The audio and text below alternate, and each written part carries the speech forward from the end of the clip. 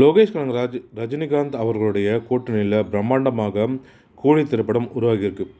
இந்த படத்தை அதிக பொருட்செலவில் சன் பிக்சர்ஸ் நிறுவனமும் தயாரித்தும் இருக்காங்க. அது மட்டும் இல்லாமல் அனிருத் இசையில் இதுவரைக்கும் வந்த அனைத்து பாடல்களுமே மக்களிடையே நல்ல வரவேற்பும் பெற்றிருக்கு.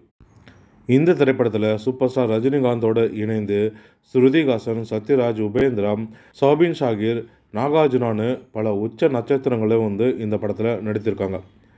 ஆகஸ்ட் மாதம் 14ஆம் தேதி இந்த திரைப்படம் திரையரங்கில் வெளியாகவும் இருக்குது. இதை காண உலகெங்கிலும் இருக்கிற ரஜினியோட ரசிகர்கள் ஆவலாக காத்து கொண்டும் இருக்காங்க.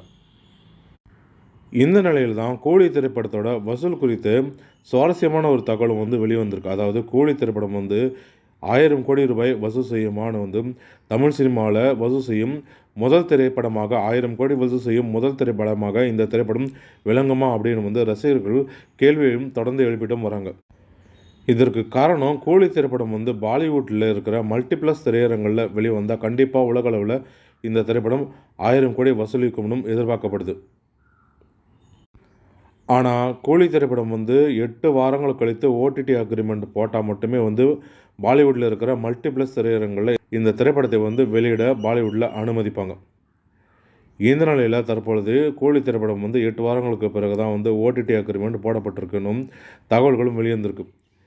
இதையடுத்து வட இந்தியாவில் கூலி திரைப்படம் மல்டிப்ளக்ஸ் திரையரங்களில் வெளியிடவும் முடிவு செய்திருக்காங்களாம். இதனால் கண்டிப்பாக உலகளவில் இந்த திரைப்படம் 1000 கோடிக்கு மேல் வசூல் செய்யும் சாதனை படைக்கும்னு எதிர்பார்த்து அவளோட காத்து கொண்டும் இருக்காங்க.